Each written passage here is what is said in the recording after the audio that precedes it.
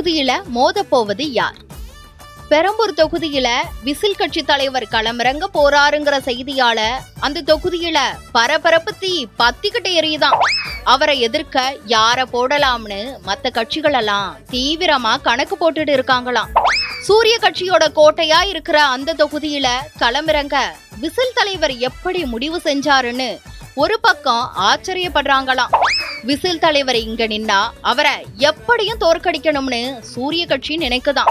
அதனால வட சென்னையில ரொம்ப ஸ்ட்ராங்கான நபரா இருக்கிற பக்தியான அமைச்சரை இங்க நிறுத்தலாம்னு ஒரு யோசனை ஓடுதான். அவரை நிறுத்தினா விசில் தலைவர் பாடு சிக்கலுதான்னு சொல்றாங்க தொகுதிவாசிகள். ஆனா விசில் தலைவருக்கு ஆதரவா சில விஷயங்கள் நடக்க வாய்ப்பு இருக்கணும் சில பேரு கணக்கு போடுறாங்க.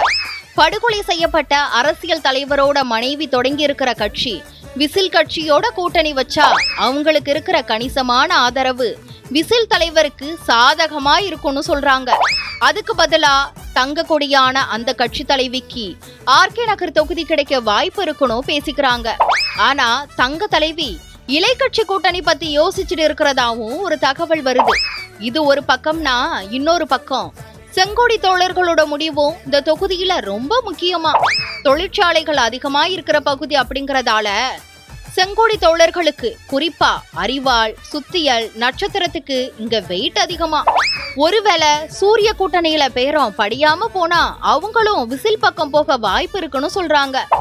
அப்படி செங்கோடி தோழர்களோட ஆதரவு விசிலுக்கு கிடைச்சா சூரிய கட்சி வேட்பாளர்களுக்கு திண்டாட்டம் ஆயிடும் அப்படின்னு சொல்றாங்க தொகுதிவாசிகள். எந்த கூட்டணியில யார் அப்படிங்கறத பொறுத்துதான் தொகுதி யாருக்கு சாதகம்னு சொல்ல முடியும் அப்படிங்கிறது தான் பெரம்பூர் தொகுதியோட தற்போதைய நிலவரமா.